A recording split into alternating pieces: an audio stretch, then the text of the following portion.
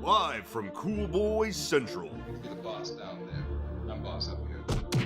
From bat tips to bat nips, we are just three cool boys revisiting Batman, the animated series, and wearing hats.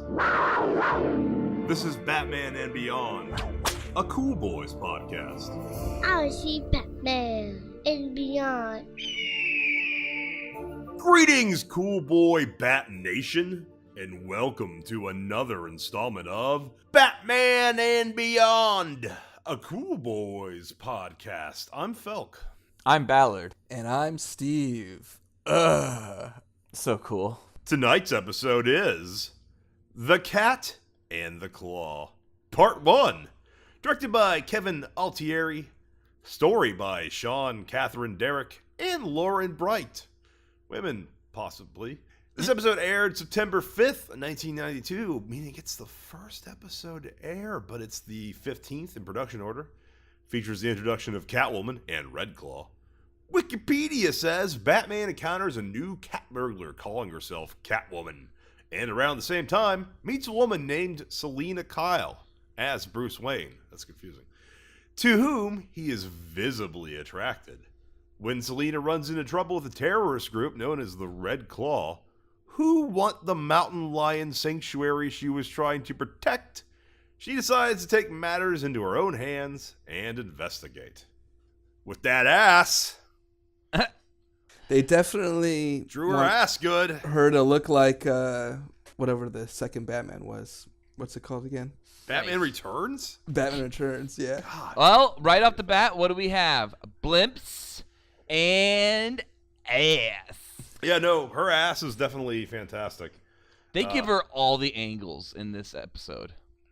They're playing it up. They definitely make her look like the Catwoman from Batman Returns.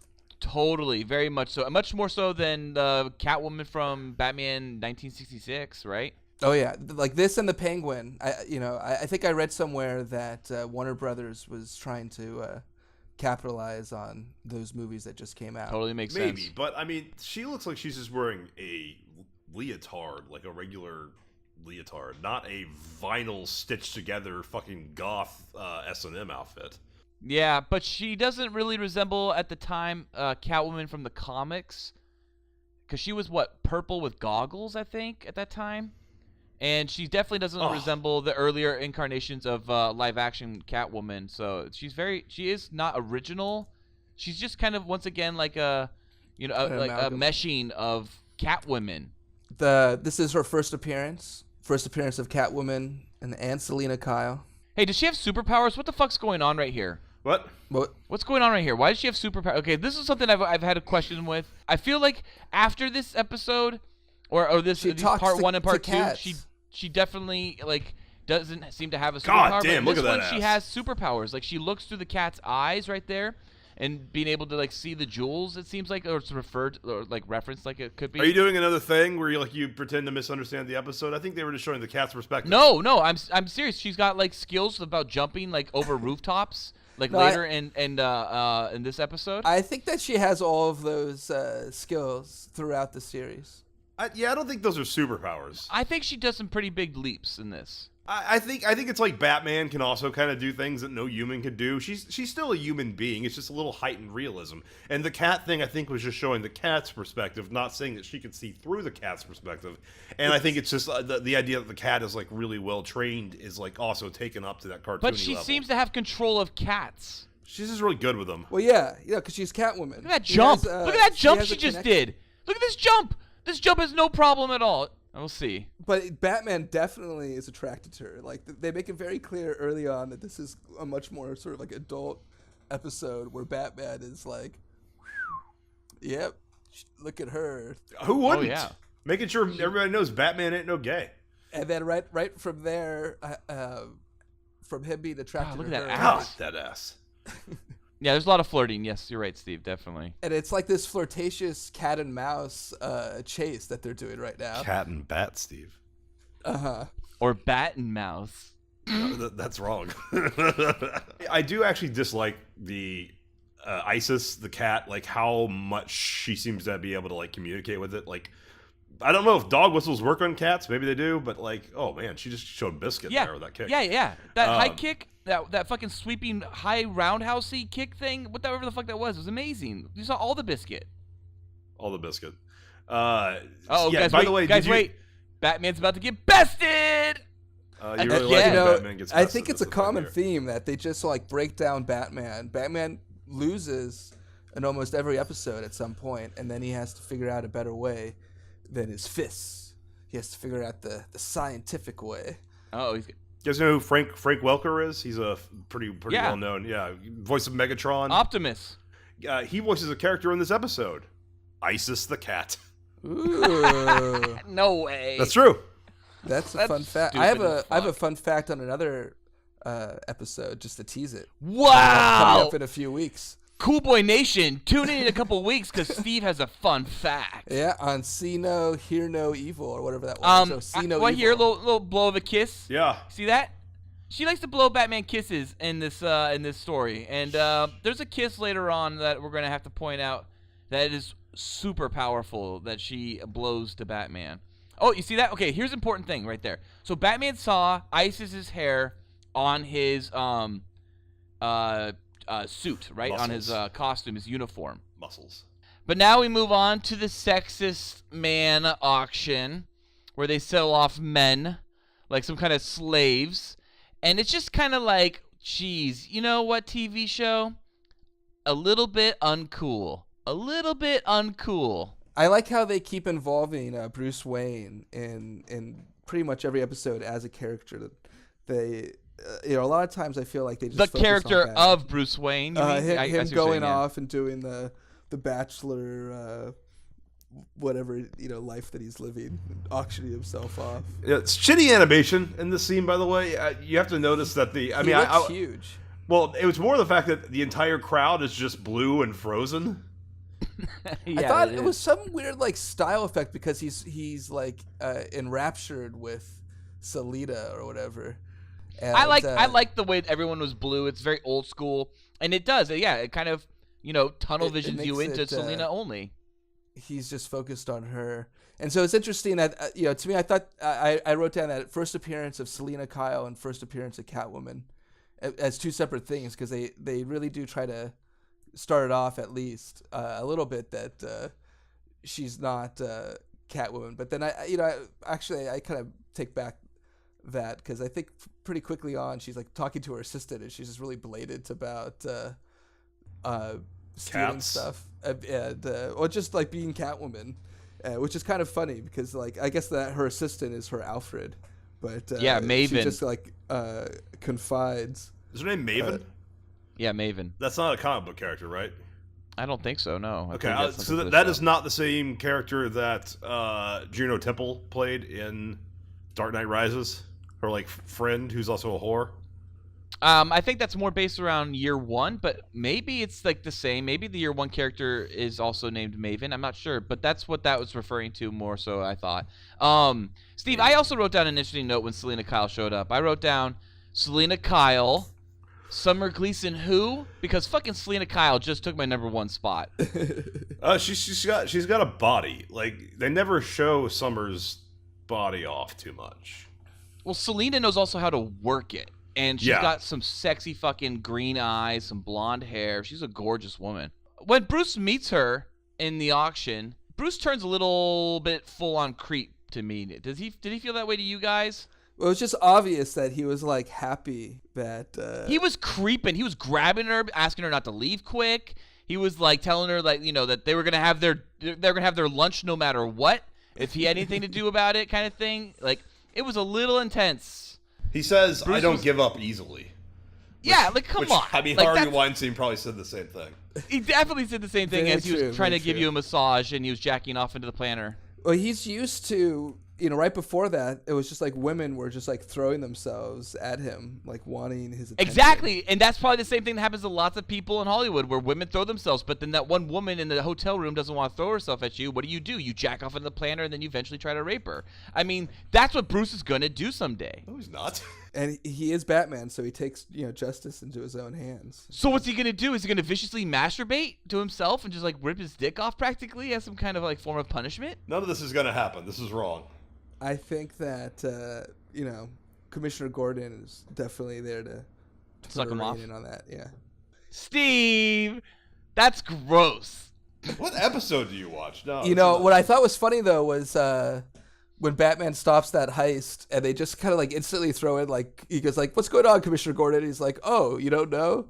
There's this terrorist called the Red Claw," and then Batman's all like, "I'm going to catch him." Yeah. They're definitely like emphasizing the twist later on that Red Claw is going to be a woman, and then he doesn't realize it, and he's going down and trying to find out who Red Claw is, and he can't understand that it's a woman. Yeah, don't they say a couple times like, Red Claw, that super cool terrorist man?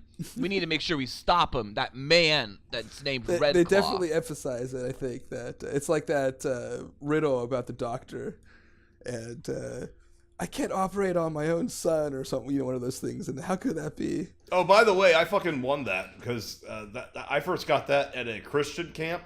and they were like, so who's the doctor? What's going on? And I just raised my hand. This is in fucking like 1996 because I knew who Ellen DeGeneres was. I watched Friends and knew what was going on with Ross. I was like, it's two gay dads, and I was punished. I was punished for having a more progressive answer than they were trying to make because it was a woman doing it. Like I'm going to trick you, and I'm like, I made you the bigot. But did you even think that it was a woman? You went to the route of that it had to be a gay? No, yeah. Even in 1995 or whatever, it was far more in like Catholic Texas. It was far more rational for me that the doctor was a gay than that he was a woman. Yeah. Wow, that's awesome. That's funny. Selena Kyle is a crazy cat lady. How many cats does she have? I think 3. No, I think I counted 4 or 5, including Isis. Yeah, I've been there. It depends on her mood, I think. I think she rescues a lot. If she gets stressed out, she grabs a couple on the way home. She just picks up some and is like, "Hey, I need some help." God, it would be horrible to marry this woman. Like, she just comes home with cats because she had a bad day at work. Yeah, the girls who have cats, you gotta watch out for them, especially when it's more than 2 cats. When you get that third cat, that's when it gets weird. Not Catwoman weird. And does it exponentially grow after that? Like, is a 4th cat yes. Is it like correct. crazy to the 4th power? Not just like 4 times the crazy. Yeah. It's like crazy to the 4th power. Oh, Red Claw's got ass too. Red Claw has got a great outfit. So I like that the show is like kind of venturing into like the kind of like political commentary with having this like casino conglomerate and being fuck yeah, evil and trying to destroy the wildlife. And, oh yeah, dude, it's know. a great major resort he's building. Steve, if you did not listen, it has golf, tennis, bocce, and the whole shot. Yeah, I like that they threw bocce in there. And they probably hunt the wildcat. Yeah, whatever. The fucking mountain lions go move on to another piece of land. What They the can fuck's fucking chill out bocce? somewhere else. This is a major resort, okay? I need a major resort, especially if I'm going What nowhere. do you think they were doing that was illegal? That was like so scandalous that you found that do you think it was like making drugs or they just allude? Bocce, man. It's bocce, and she doesn't like bocce. I thought it was like some sort of trafficking, I guess. I don't think they really go further into that. I think she just thought something was up because she knew that She's there like, was like "Oh, this is underground bunkers crazy." or something like that. Like she knew that existed on that premise. Something. But I guess just the fact that they were associated with Red Claw was, enough of a scandal, I would think. Wait, yeah, tell your uncle if he gets a translator, be sure it speaks bocce. What's bocce is a fucking language from Star Wars. What is bocce?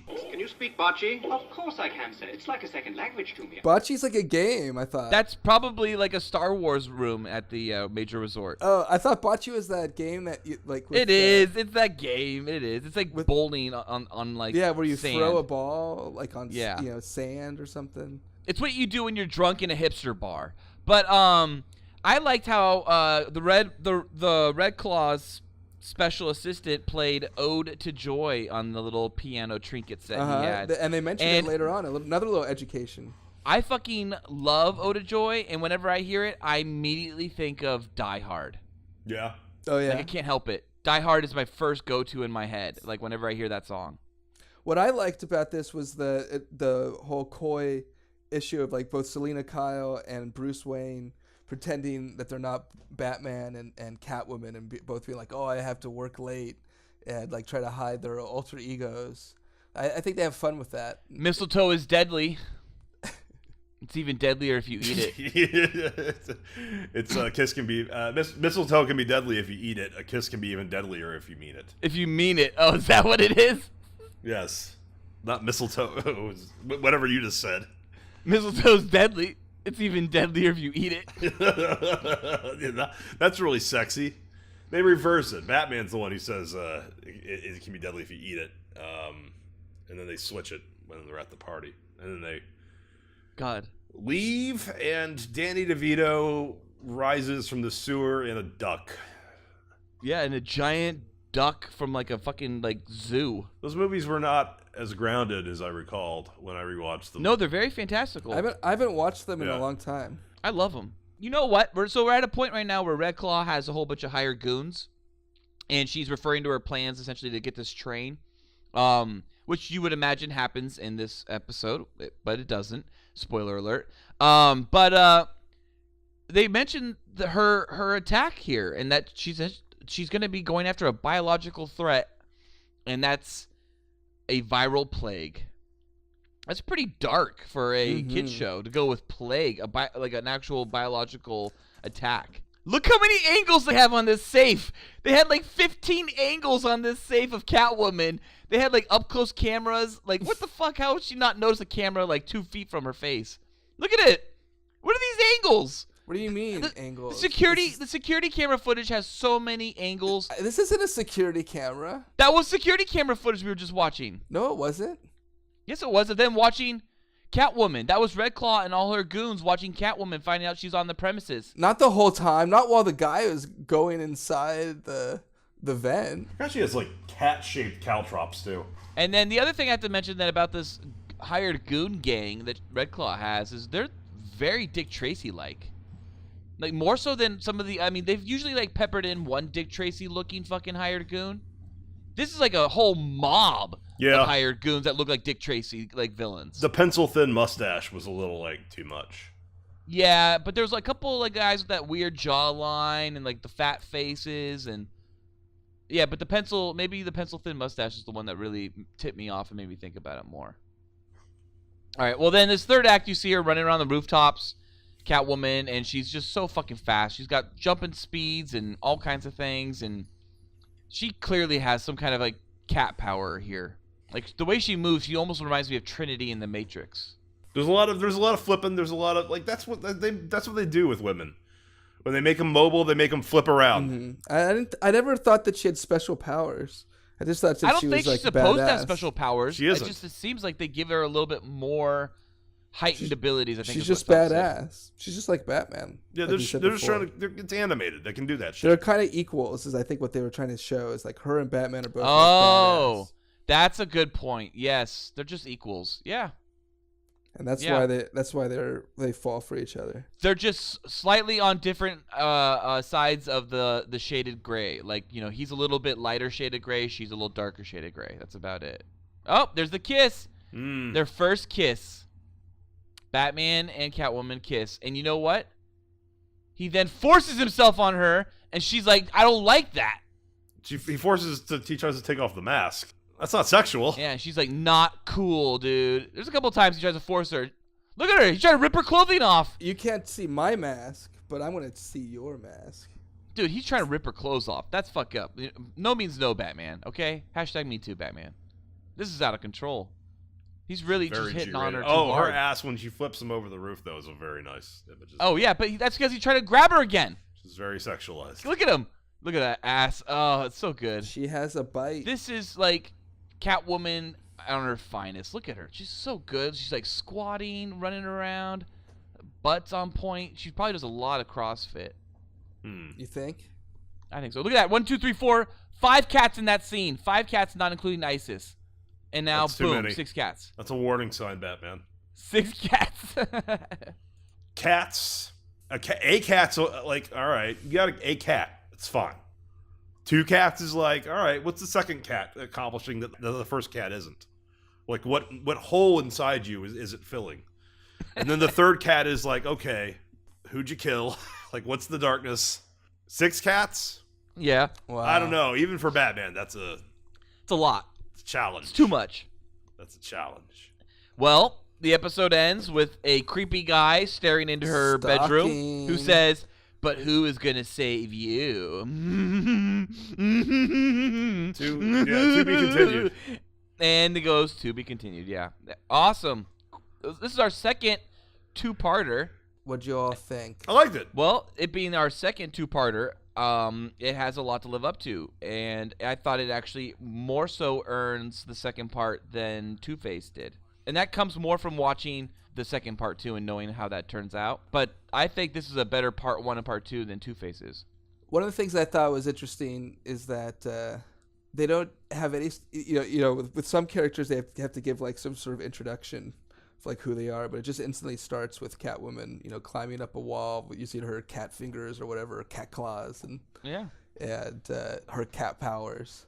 Like Penguin. They don't, like the Penguin. Like they don't give any sort of origin story about like why she's doing what she's doing. They actually just give her more of like a political mind where she's trying to, she's rich and she's trying to save wildlife, I guess. Yeah, which is kind of topical for the Los Angeles area actually right now. How so? Well, there's a lot of people fighting like the do you know the wildlife bridge that's like over the 101 up by like Hidden Hills or something like that? It's a wildlife bridge?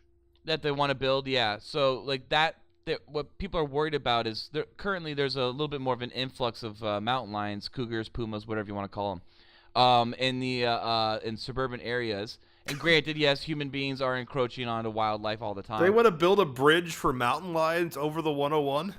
Yeah, so they don't get hit. It's also for like deer Fuck and that! shit, but like it's definitely like for mountain lions. And some of the protests is that that you're essentially just gonna give mountain lions like a fucking golden road straight up to yellow brick road straight up to my back door.